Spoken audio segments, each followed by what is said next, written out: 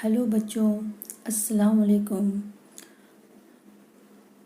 उम्मीद करती हूँ कि हिंदी के जो लेसन्स इससे पहले हमने कर चुके हैं।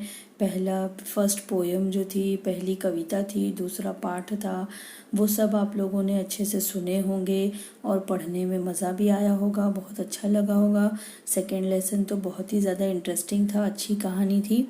अब आज हम हिंदी का तीसरा पाठ, नाखून क्यों बढ़ते हैं, ये पढ़ने जा रहे हैं।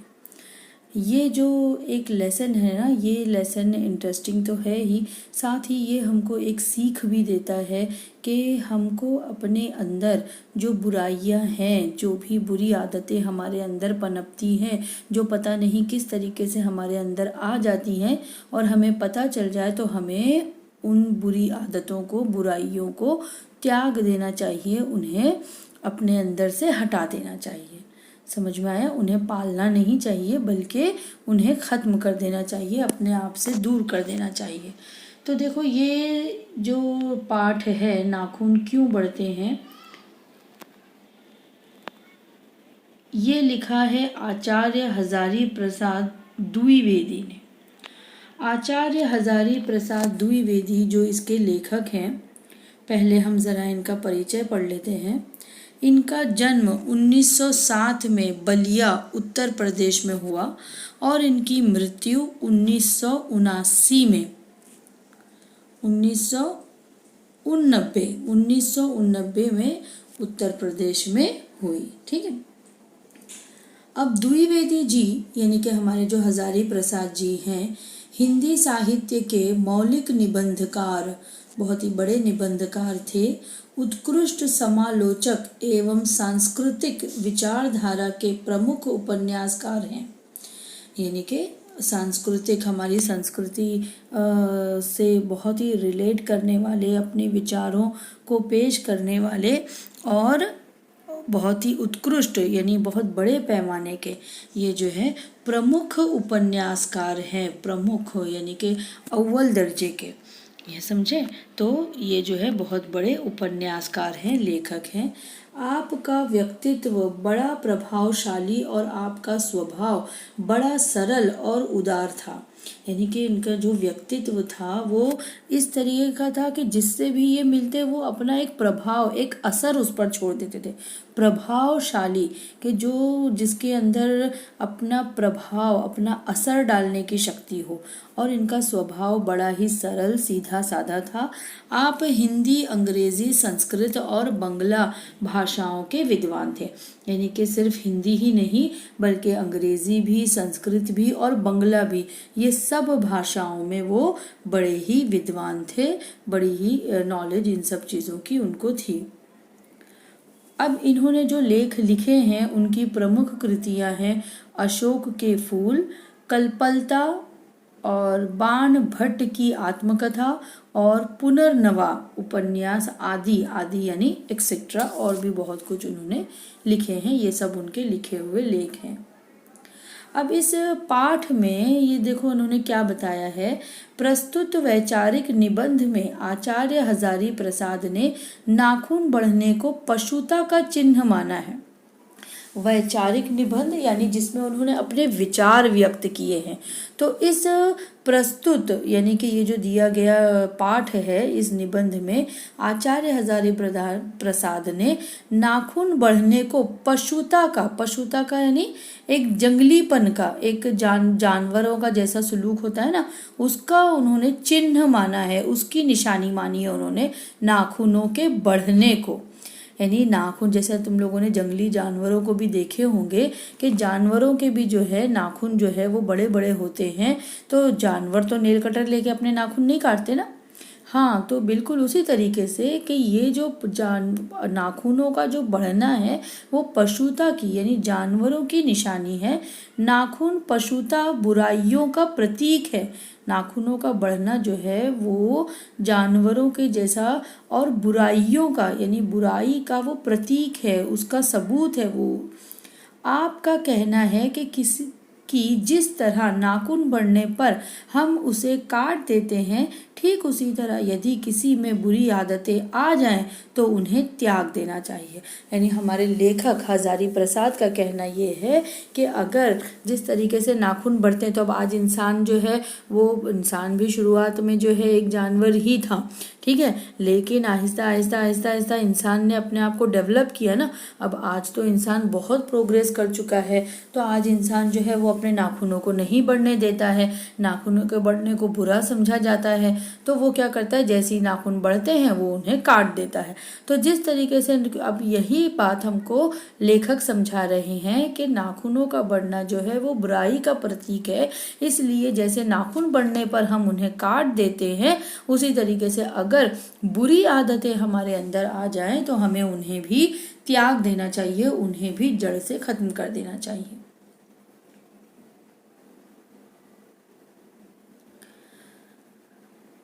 तो शुरू करते हैं हमारा पाठ नाखून क्यों बढ़ते हैं, जो कि लिखा गया है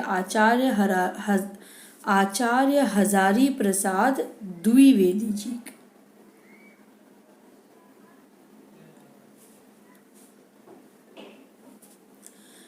बच्चे कभी कभी चक्कर में डाल देने वाले प्रश्न कर बैठते हैं। अल्पज्ञ पिता बड़ा दयनीय जीव होता है। मेरी छोटी लड़की ने जब उस दिन पूछ लिया कि आदमी के नाखून क्यों बढ़ते हैं, तो मैं कुछ सोच ही नहीं सका। अब देखो यहाँ पर जो है हमारे जो लेखक हैं हजारी प्रसाद, एक दिन उनकी छोटी लड़की ने उनसे पूछ लिया कि भाई आदमी के नाखून क्यों बढ़ते हैं। अब छोटे बच्चे होते हैं ना, वो बड़े ही मतलब ऐसे ही कभी कभार हमसे कोई भी क्वेश्चन कर लेते हैं, जो भी उनके दिमाग में आ जाता है, जो भी उनको समझ में आ जाता है, वो अजीब अजीब सवाल हमसे करते रहते हैं। तो इसी तरीके से और बच्चों के ऐसे कई बार तो ऐसे सवाल कर लेते हैं कि उनके सवाल भी हमको, उनके क्वेश्चंस भी हमको बहुत ही सोच में डाल देते हैं और हमारे पास उनका फौरन जवाब नहीं होता है। तो ऐसे ही एक दिन हमारे लेखक की भी जो बच्ची है, उन्होंने उनसे पूछ लिया कि भाई आदमी के नाखून क्यों बढ़ते हैं। तो अब ये सवाल का जवाब तो उन्हें समझ में नहीं आया कि क्या दिया जाए। तो कभी कभार बच्चों के ऐसे जो सवाल होते हैं ना, ऐसे जो प्रश्न होते हैं, वो हमें चक्कर में डाल देते हैं कि भाई अब इसका क्या जवाब है और इसे क्या कहा जाए। अल्पज्ञ पिता यानी कि जिसके पास ज्ञान नहीं होता है, यानी कि जिसके पास नॉलेज नहीं है। अल्पज्ञ यानी ज्ञान का ना होना।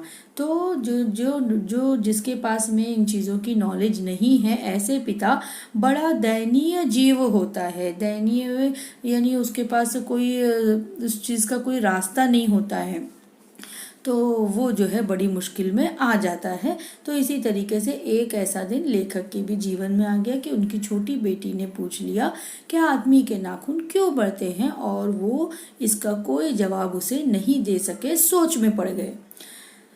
हर तीसरे दिन नाखून बढ़ जाते हैं। सही बात है, यूं काटो फिर दूसरे हफ्ते में देखो तो फिर नाखून बढ़ जाते हैं। तो हर तीसरे दिन जो है वो नाखून बढ़ जाते हैं। काट दीजिए, वे चुपचाप दंड स्वीकार कर लेंगे। अब अगर हम उनको काट देते हैं तो जैसे कि एक कोई मुजरिम होता है तो उसको दंड मिलता है तो वो दंड स्वीकार कर लेता है, वैसे ये नाखून भी बेचारे अपना दंड स्वीकार कर लेते हैं, कट जाते हैं। पर निर्लज्ज अपराधी की भांति छूटते ही फिर जैसे के तैसे हो जाते हैं। निर्लज्ज यानी बेशरम, अपराधी यानी कि मुजरिम। लेकिन एक बेशरम मुजरिम जो होता है वो कैसा, एक बार सजा काटता है फिर दोबारा गुनाह करता है, फिर सजा काटता है फिर वापस से कोई ना कोई क्राइम करता है। तो बिल्कुल निर्लज्ज अपराधी की तरह इनको आप दंड दे दो, इनको काट दो, फिर ये थोड़े दिन के बाद में वैसे ही अपनी जगह पर आ जाते हैं जैसे कि तैसे। आखिर ये इतने बेहया क्यों हैं? ये इतने बेहया यानी कि बेशर्म क्यों है ये इतने, कि ये जिनको काटते जाओ ये फिर बढ़ते जाते हैं। तो ये नाखून क्यों बढ़ते हैं?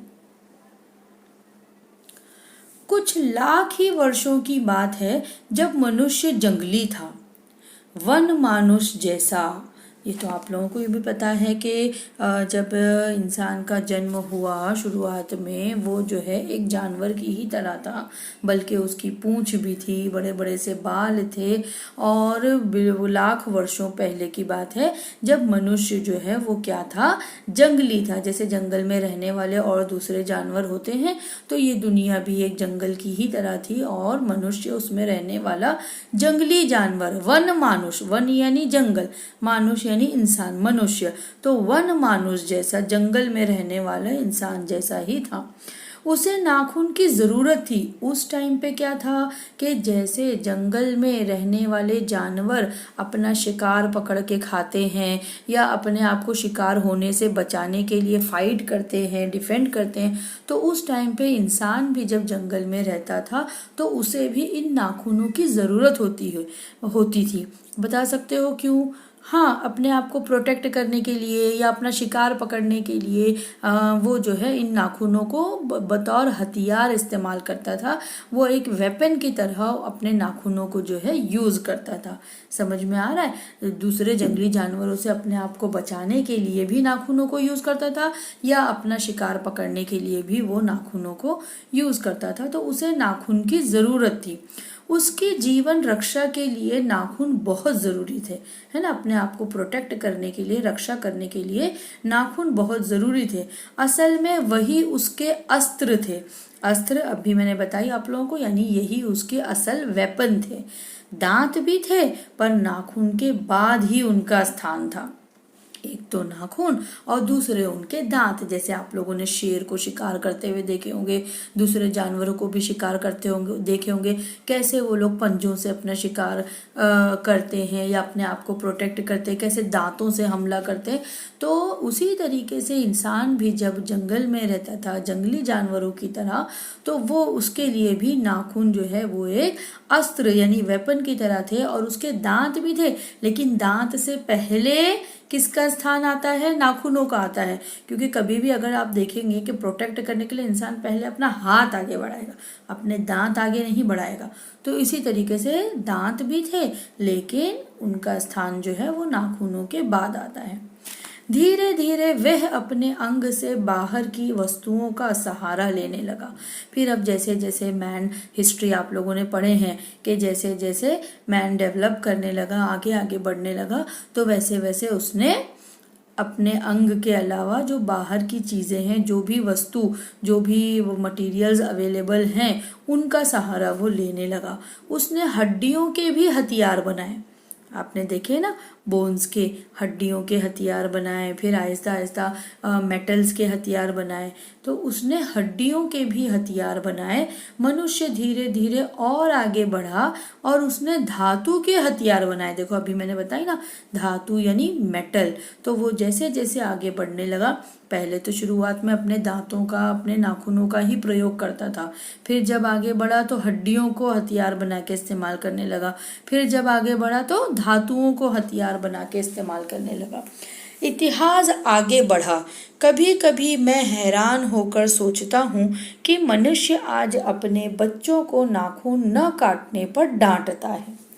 तो अब हड्डियों को हथियार बना के इस्तेमाल करने लगा, फिर धातुओं के हथियार बना के इस्तेमाल करने लगा, और इस तरीके से हमारी हिस्ट्री जो है, इतिहास, हमारा इतिहास जो है वो आगे बढ़ता गया। फिर तो इंसान ने बहुत अपने आप को डेवलप कर लिया, प्रोग्रेस कर लिया। अब तो बहुत से अलग अलग वेपन्स उसने बना लिए हैं, बहुत ही खतरनाक हथियार उसने बना लिए हैं। लेकिन अब जब लेखक की सोच जाती है, जब वो सोचते हैं, तो वो हैरान हो जाते हैं कि यही वो नाखून है कि जिनका इस्तेमाल करके वो अपनी रक्षा करता था, अपने हाथ से शिकार पकड़ता था, जो उसके इतने ज़रूरी थे, ज़रूरी अंग था उसका, जो उसके इतना इस्तेमाल में आता था। आज वो अपने बच्चों को वही नाखून ना काटने पर डांटता है ना। तुम लोगों को घर पे भी या स्कूल में भी तुम लोगों को जब नेल्स बड़े दिखते हैं तुम्हारे हाथों के, तो तुम लोगों को डांट पड़ती है। पीटी सर भी पनिशमेंट देते हैं कि भाई नेल्स क्यों इतने बड़े हैं, बाकायदा चेकिंग होती है स्कूल में भी। तो ये जो है अब इंसान का अलग व्यवहार हमारे सामने आ गया कि जो नाखून उसके इतने मदद करते थे, आज वही नाखूनों को काटने के लिए अगर ना बच्चे काटें तो फिर मनुष्य जो है अपने बच्चों को डांटता है। वे रोज बढ़ते हैं। अब ये नाखून तो रोज बढ़ते हैं ना, हेल्दी पर्सन जितने भी होते हैं उनके नाखून बढ़ते हैं। मुझे ऐसा लगता है कि मनुष्य अब नाखून को नहीं चाहता। लेखक की सोच जब आगे बढ़ रही है तो अब उनको ऐसा लगता है कि जैसे कि वो नाखूनों को अब चाहता ही नहीं है। ठीक है, कि अब उसे ये नाखूनों की ज़रूरत ही नहीं है, वो नहीं चाहता उन्हें। ये उसकी भयंकर पाशवी वृत्ति के जीवंत प्रतीक हैं। यानी कि ये जो नाखून है, जिस तरीके से जानवरों के लिए नाखून इम्पोर्टेंट होते हैं, तो जब इंसान जानवर था तब उसके लिए ये ज़रूरी थे। ठीक है, तो इसलिए ये जो नाखून है ये अब इंसान इनको नहीं चाहता। क्यों? क्योंकि ये उसके भयंकर डेंजरस पाशवी यानी कि पशु संबंधी यानी जानवरों से रिलेटेड वृत्ति के जीवंत प्रतीक है। जीवंत यानी कि जीवित, यानी ये जो है अभी भी उसको याद दिलाते हैं कि वो पहले क्या था, जानवर था। ये उसका प्रतीक है, उसकी निशानी है। इसलिए मनुष्य जो है अब इनको नहीं चाहता, कि ये चाहिए ही नहीं ये नाखून उसको। मनुष्य की पशुता को जितनी बार भी काट दो वह मरना नहीं जानती। लेकिन तब भी इंसान जितनी बार भी नाखून वो काटे वो बढ़ ही जाते हैं। इससे क्या पता चलता है, लेखक की सोच कहाँ तक जा रही है कि मनुष्य की जो पशुता है, जो उसके अंदर का जानवर है, उसे जितनी बार भी काट दो वह मरना नहीं जानती। अगर आदमी अपने शरीर की, मन की और वाक की अनायास घटने वाली वृत्तियों के विषय में विचार करे तो उसे अपनी वास्तविक प्रवृत्ति पहचानने में बहुत सहायता मिलेगी। क्या दिया गया है कि अगर इंसान जो है वो अपने शरीर की, अपनी बॉडी की, अपने मन की, अपने दिल की और वाक, अपने विचारों की अनायास घटने वाली, अनायास अनलिमिटेड घटने वाली जो वृत्तियां हैं, जो व्यवहार हैं उसके, उस विषय में अगर वो विचार करे तो उसे अपनी वास्तविक प्रवृत्ति पहचानने में बहुत सहायता मिलेगी। कि उसका वास्तविक प्रवृत्ति यानी कि उसकी जो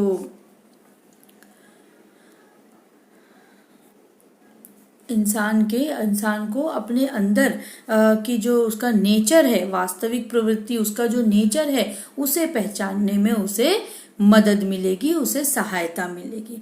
अगर इंसान अपने बॉडी, अपने मन, अपने विचार, इन सब के साथ में जो घटने वाली घटनाएं हैं, जो व्यवहार है, इस विषय में अगर वो सोचे, अगर वो ध्यान दे तो उसे अपने नेचर को पहचानने में मदद मिलती है।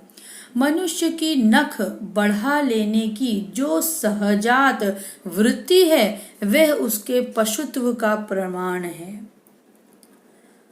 मनुष्य की नख बढ़ा लेना, नख यानी कि उसके नाखून बढ़ा लेने की जो सहजात वृत्ति है वह उसके पशुत्व का प्रमाण है। यानी कि ये जो उसके नाखून बढ़ रहे हैं, ये जो व्यवहार उसका है, वो जो है उसके पशुत्व की यानी उसके जंगलीपन का प्रमाण है कि इंसान जो है वो कभी जानवर था। इस चीज का प्रमाण है, वो इस चीज का सबूत है। उन्हें काटने की जो प्रवृत्ति है वह उसकी मनुष्यता की निशानी है। लेकिन अब इंसान अगर नाखूनों को बढ़ाता है तो यहाँ पर से तो उसका जंगलीपन दिखाई दे रहा है, लेकिन जब वो इंसान उन्हीं नाखूनों को काट देता है तो ये जो उसकी प्रवृत्ति है, ये जो उसका एक्शन है, वो उसकी मनुष्यता की निशानी है, उसकी इंसानियत की निशानी है। समझ में आ रहा है तुम लोगों को? यानी कि इंसान नाखूनों को कब वो यूज में आते थे उसके, जब वो एक जंगली जानवरों के मानिंद था, जब वो उनकी तरह था, तो उन्हीं की तरह शिकार करना, झपाटा मारना, अपने आप को प्रोटेक्ट करना, ये सब जानवरों। लेकिन अब जो है इंसान इतनी प्रोग्रेस कर चुका है, इतना अपने आप को डेवलप कर चुका है, तो जानवरों में और इंसान में फर्क होना चाहिए कि नहीं होना चाहिए? तो नाखूनों का बड़ा रहना जो है वो उसकी पशुता की निशानी है, उसके जंगलीपन की निशानी है। तो यहाँ पर ये जो नाखून है ये असल में लेखक इसको कंपेयर कर रहे हैं हमारी बुराइयों से, हमारे अंदर की जो हमारी गलतियाँ होती हैं, हमारी बुराइयाँ होती हैं, उनको कंपेयर कर रहे हैं नाखूनों से, कि वो बुराइयां तो अंदर होती हैं जो हमको जानवर बना देती हैं, ठीक है। लेकिन अगर हम उन्हें काट देते हैं, उन्हें काट देना ये जो एक्शन हमारा है ये है मनुष्यता की निशानी, ये इंसानियत की निशानी है। वो दर्शाता है कि तुम जो हो वो जानवरों से अलग हो, तुम इंसान हो, ठीक है।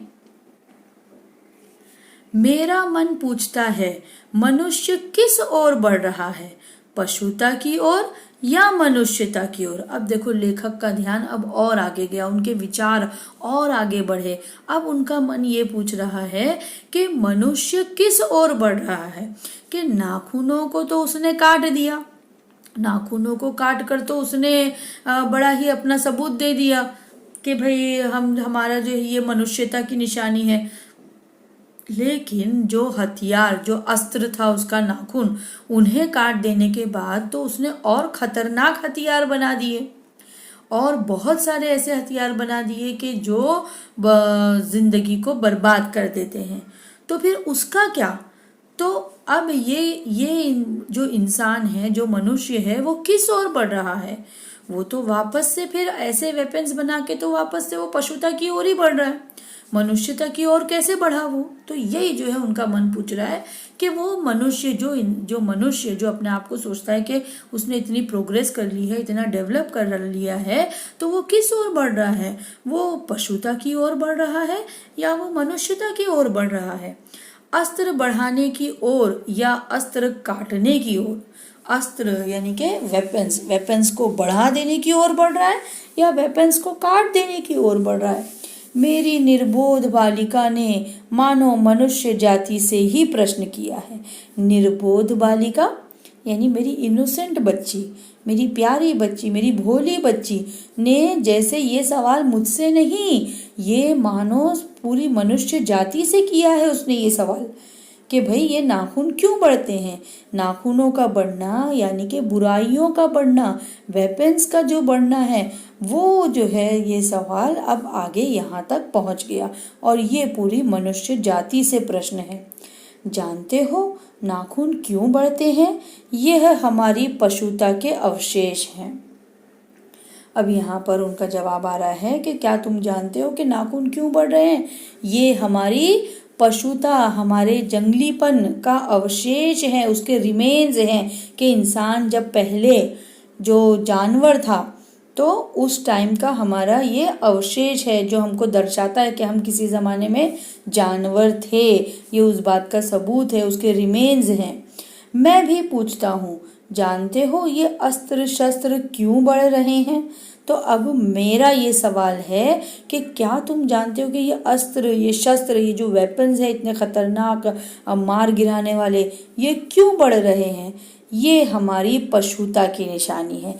जैसे नाखूनों का बढ़ना पशुता की निशानी है, वैसे ही मिसाइल्स, वेपन्स, ये सब का बढ़ना भी पशुता की ही निशानी है। क्योंकि इन हथियारों से, इन मिसाइल्स से, इन बम धमाकों से किसी का भला नहीं होने वाला है, सिर्फ जाने जाएंगी, किसी की जान बचेगी नहीं इससे। तो इसलिए ये जो है सिर्फ और सिर्फ पशुता की निशानी है। स्वराज होने के बाद स्वभावतः ही हमारे नेता और विचारशील नागरिक सोचने लगे हैं कि इस देश को सच्चे अर्थ में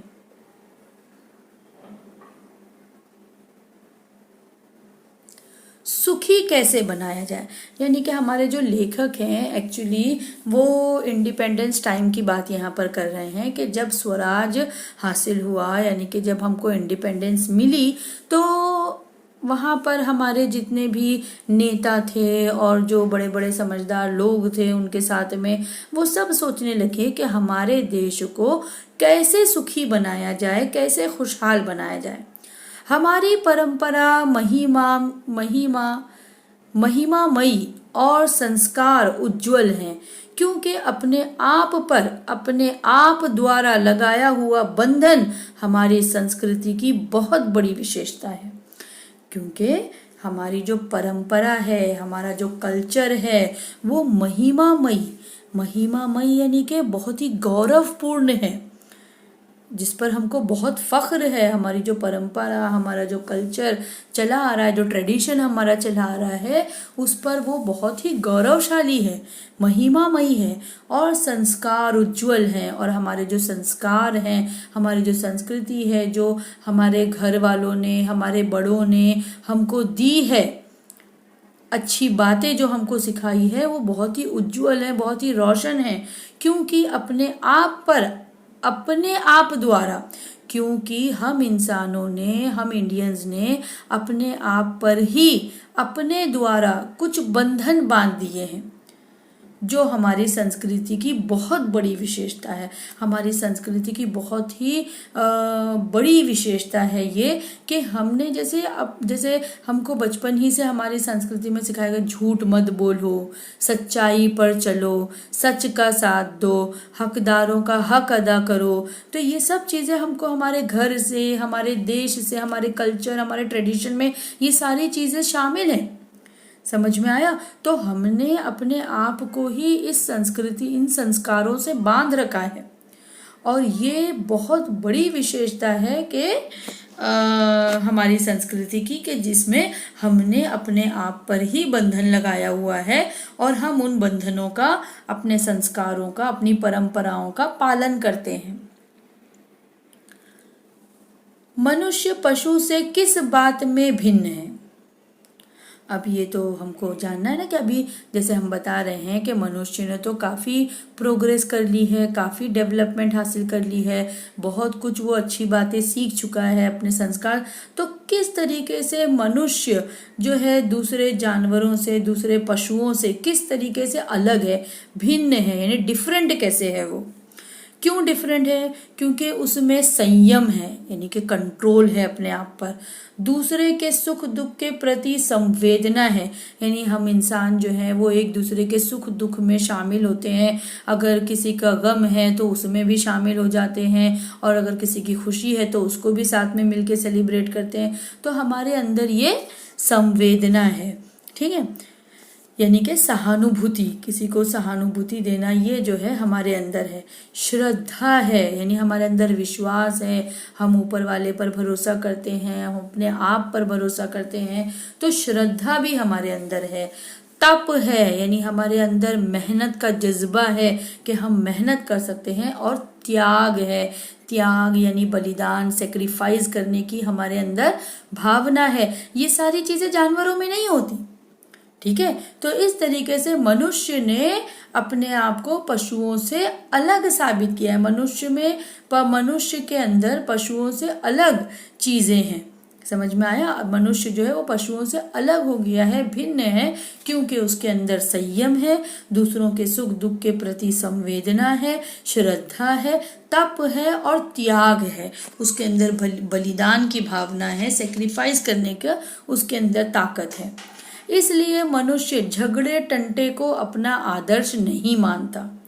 इसीलिए जो है मनुष्य, जो मनुष्यता, जो इंसानियत है, वो क्या कहती है कि कोई भी अच्छा इंसान जो होगा वो कभी भी झगड़े टंटे को कभी भी अपना आदर्श नहीं मानेगा, सॉल्यूशन नहीं मानेगा कि चलो झगड़ा कर लेंगे, फसाद कर लेंगे तो हमारी प्रॉब्लम का सॉल्यूशन निकल आएगा। तो झगड़े फसाद को वो अपना आदर्श नहीं मानता। गुस्से में आकर चढ़ दौड़ने वाले अविवेकी को बुरा समझता है। तो जो अच्छा इंसान होता है वो हमेशा गुस्सा तो हमेशा ही बुरा होता है। गुस्से में झगड़ा कर लेना, एक दूसरे को मार पीट देना, किसी का कत्ल कर देना, इन सब बातों को वो बुरा समझता है। वचन, मन एवं शरीर से किए गए असत्य चरण को गलत मानता है।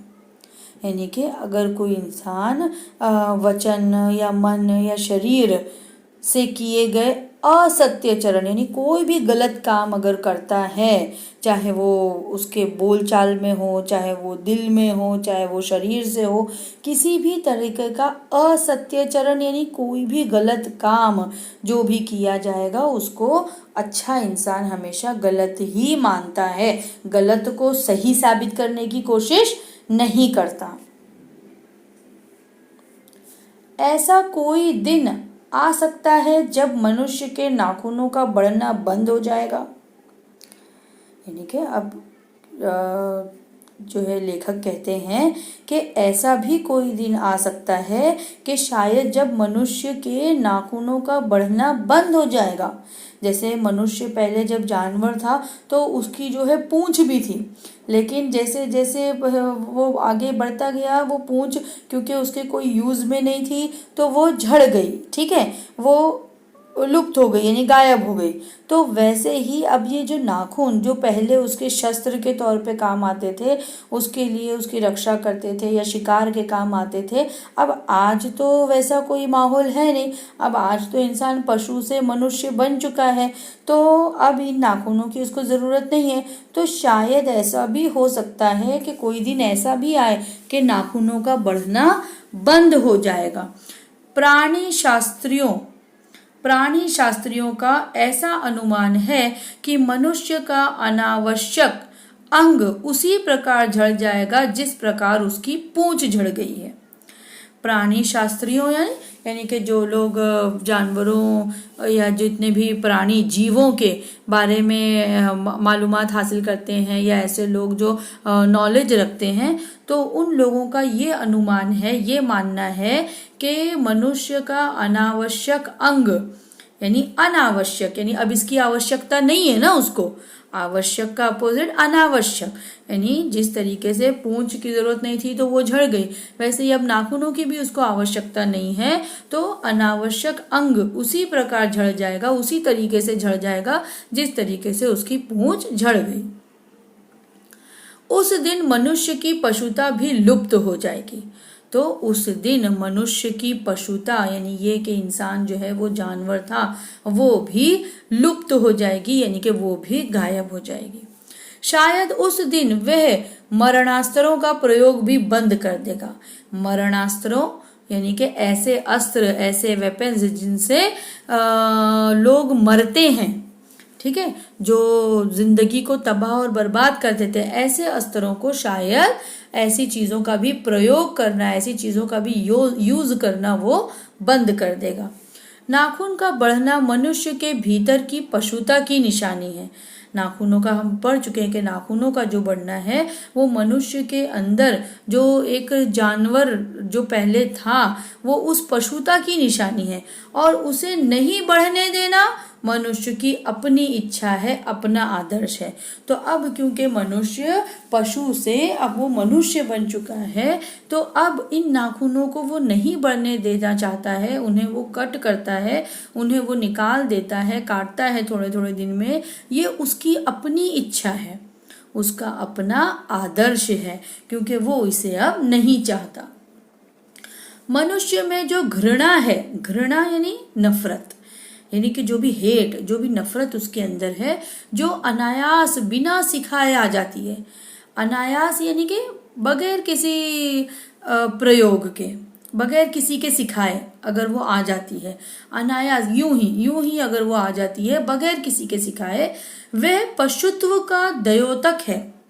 पशुत्व यानी कि जानवर होने का द्योतक प्रमाण है, वो उस चीज का सबूत है, ठीक है, उस चीज का प्रतीक है। द्योतक यानी कि उस चीज का वो प्रतीक है कि ये जो घृणा है, ये जो हेट है, ये कोई किसी के सिखाने से नहीं आती कि इससे नफरत, कोई हमको नहीं सिखाता कि इससे नफरत करो, इसको हेट करो। ये जो है हमारे अंदर मौजूद होता है, ये पशुत्व की निशानी है हमारे अंदर, जो बगैर किसी के सिखाए आ जाती है, नफरत की भावना।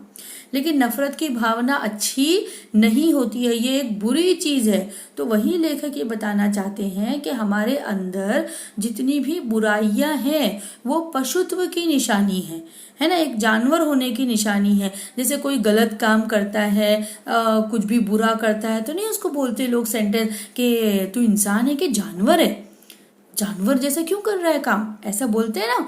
तो वहां पर जब इंसान के अंदर का जो भी बुराई है, जो भी गलतियां हैं, वो जब उभर के सामने आती है ना, तो वो ऐसा लगता है जैसे कि वो जानवरों जैसा काम कर रहा है। ठीक है, तो ये किसी के सिखाने से नहीं आती, वो उसका प्रतीक है, पशुत्व का प्रतीक है। अपने को संयंत्र रखना, दूसरे के मनोभावों का आदर करना मनुष्य का स्वधर्म है। लेकिन अब जो अच्छा इंसान होता है ना, वो क्या करता है, वो इन निशानियों को खत्म कर देता है अपने आप से। वो अपने आप से इन निशानियों को दूर कर देता है। वो क्या करता है, अपने आप पर संयंत्र रखता है, यानी अपने आप पर कंट्रोल रखता है। वो दूसरे के मनोभावों का आदर करना, यानी दूसरों की फीलिंग्स, मनोभावों का यानी उनकी फीलिंग्स का आदर करना, उनको रिस्पेक्ट करना, ये मनुष्य का स्वधर्म है। ये मनुष्य का एक धर्म है जो उसे करना चाहिए।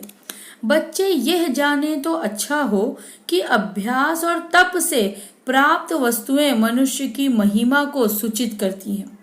तो बच्चों, ये आप लोगों को जानना जरूरी है, ये आप लोग समझ लें तो अच्छा है कि अभ्यास यानी कि पढ़ाई लिखाई और तप यानी कि मेहनत, पढ़ाई लिखाई और मेहनत से जो भी वस्तुएं प्राप्त होती हैं, जो भी आगे तुम लाइफ में सक्सेस हासिल करोगे, मनुष्य की महिमा को सूचित करती है। वही इंसान की सक्सेस दर्शाती है, उसकी कामयाबी को दर्शाती है। ठीक है, मनुष्य की चरितार्थता प्रेम में है। चरितार्थता यानी उसका कैरेक्टर, मनुष्य का जो भी कैरेक्टर है वो किस में है, प्रेम में है, प्यार में है, मैत्री में है यानी कि फ्रेंडशिप में है, त्याग में है यानी कि बलिदान करना, सेक्रीफाइस करने में है, अपने को सबके मंगल के लिए निशेष भाव से दे देने में है, यानी अपने आप को दूसरों के मंगल यानी दूसरों का कुछ अच्छा करना और दूसरों का भला करना, उसके लिए अपने आप को यानी निशेष भाव से यानी बगैर किसी स्वार्थ के अपने आप को उस चीज में लगा देना, ये जो है मनुष्य की चरितार्थता इन चीजों में है। यानी उसका कैरेक्टर, रियल कैरेक्टर जो है मनुष्य का, जो नेचर है, वो इन चीजों से झलकता है, प्रेम से, मैत्री से, त्याग से, अपने को सबके मंगल के लिए निशेष भाव से दे देने से उसकी चरितार्थता, उसका कैरेक्टर झलकता है। नाखूनों का बढ़ना मनुष्य के उस अंध सहजात वृत्ति का प्रमाण है जो उसके जीवन में सफलता ले आना चाहती है। नाखूनों का बढ़ना जो है वो मनुष्य के अंध सहजात वृत्ति यानी कि एक अंधविश्वासी जो ये सोचता है कि मैं जैसे नाखूनों को बढ़ाऊंगा, नाखूनों का बढ़ाना यानी क्या, बुराइयों का बढ़ना। तो अगर मैं अपने अंदर बुराइयां बढ़ा लेता हूँ और बुरे काम करता हूँ, इन बुराइयों से ही मेरे को आगे सफलता मिलेगी, ऐसा जो एक अंधविश्वास है ये उसका, ठीक है, उसको काट देना उस स्वनिर्धारित आत्मबंधन का फल है जो उसे चरितार्थता की ओर ले जाती है। लेकिन अपने इस भाव को काट देना, अपने इस भाव को अपने अंग से निकाल फेंकना ही उसके आत्मबंधन, स्वनिर्धारित यानी कि सेल्फ बिलीफ, अपने आप पर जो है कंट्रोल, आत्मबंधन, अपने आप पर कंट्रोल, अपने आप पर बिलीव, उसका इलाज है, उसका फल है जो उसे चरितार्थता की ओर ले जाती है, उसे सक्सेस की ओर, एक अच्छे कैरेक्टर की ओर उसे ले जाती है। कि ये बुराई जो है ना हर इंसान के अंदर होती है, लेकिन अपनी बुराइयों को अपने आप से अलग कर देना, अपने आप से निकाल फेंकने वाला इंसान ही अच्छा कैरेक्टर अपना बना सकता है। समझ में आया? नाखून बढ़ते हैं तो बढ़ें, मनुष्य उन्हें बढ़ने नहीं देगा। यानी यहाँ पे लास्ट लाइन में देखो निचोड़ कितना है पूरे लेसन का, कि नाखून बढ़ते हैं तो बढ़ें। यहाँ पे बात नाखूनों की हो रही है, लेकिन असल इसके पीछे क्या है, बुराइयां, के अंदर बुराइयां भले से आ जाएं तुम्हारे, लेकिन तुम्हारा ये काम है कि तुम उन बुराइयों को बढ़ने मत दो, उन्हें वहीं के वहीं जैसे ही वो बढ़ें उनको खत्म कर दो। समझ में आ रही है बात? तो ये था हमारा पाठ, नाखून क्यों बढ़ते हैं। मुझे उम्मीद है कि आप लोगों को ये समझ में आ गया होगा।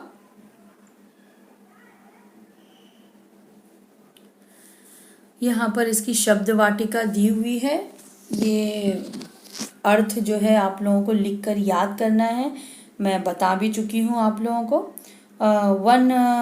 वन मानुष यानी बंदर की एक प्रजाति जो जंगल में रहते हैं। पाशवी यानी कि पशुता।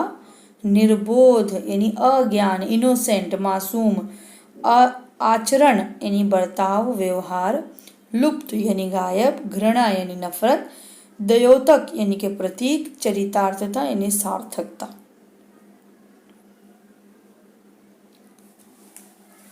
अब दिया है हमारे पास प्रवाह तालिका पूर्ण करो। मनुष्य में पशुत्व से भिन्नता दर्शाने वाली बातें। मनुष्य में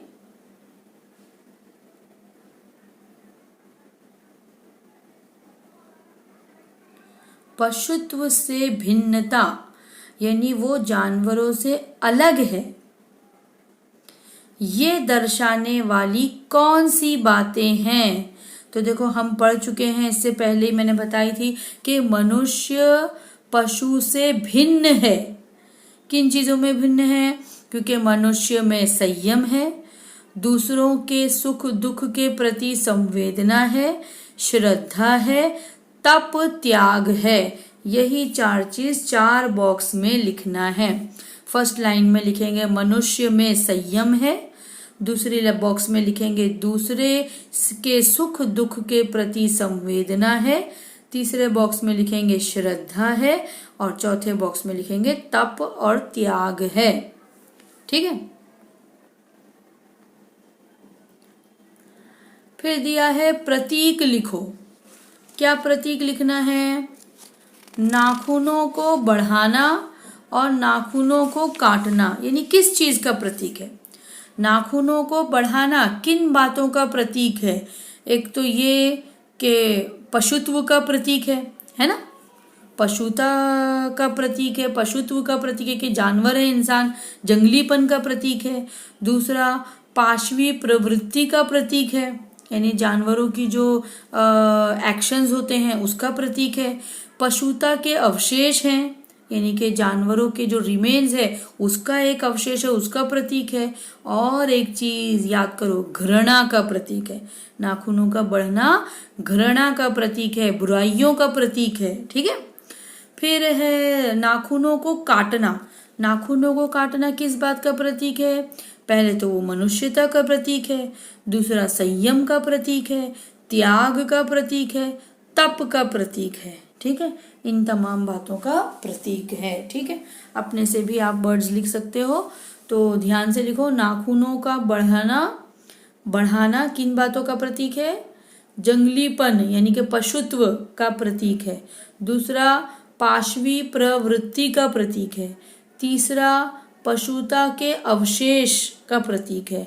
चौथा घृणा का प्रतीक है और बुराइयों का प्रतीक है। नाखूनों को काटना ये नंबर 1 है, मनुष्यता का प्रतीक है। दूसरा संयम का प्रतीक है। तीसरा त्याग का प्रतीक है और चौथा तप का प्रतीक है।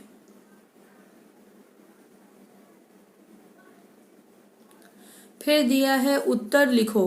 मनुष्य की चरितार्थता इन 2 बातों में है। मनुष्य की चरितार्थता इन 2 बातों में है। हम ऊपर पढ़ चुके हैं लास्ट पैसेज में। किन बातों का प्रतीक है? प्रेम, मैत्री, त्याग, है ना? इन 2 बातों, कोई भी 4 बातें वहां दी गई हैं, कोई भी 2 बात आप लोगों को यहाँ पर लिखनी है। आप लिख सकते हो प्रेम, मैत्री, और दूसरे में लिखो त्याग। सेकंड क्वेश्चन है मनुष्य का स्वधर्म यह है। स्वधर्म, इंसान का स्वधर्म लास्ट लाइन में लिखा हुआ है। क्या है स्वधर्म?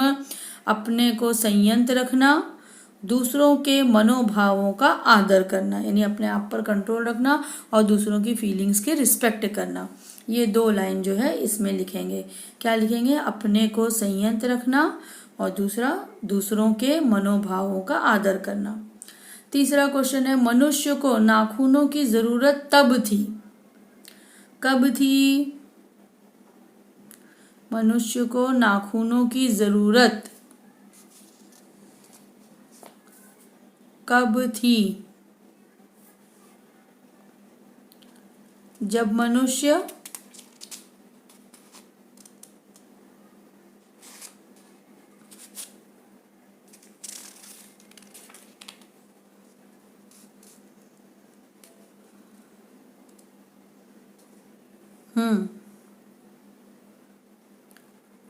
जब मनुष्य जंगली था और दूसरा जीवन रक्षा के लिए उसके अस्त्र होते थे। जब नाखून जीवन रक्षा के लिए उसके अस्त्र होते थे। एक लिखेंगे जब मनुष्य जंगली था और दूसरा लिखेंगे जब जीवन रक्षा के लिए उसे नाखून उसके अस्त्र होते थे। ठीक है। फिर है, निम्न शब्दों के लिंग पहचान कर लिखो। क्या करना है हमको? यहाँ पर इसके लिंग पहचान कर लिखना है। आत्मा,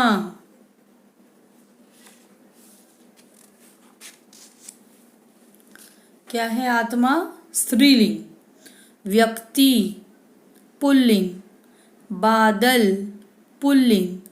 तार पुल्लिंग। Note pulling. नाखून पुल्लिंग। पुस्तक स्त्रीलिंग। तकिया पुल्लिंग। दही पुल्लिंग। ठीक है।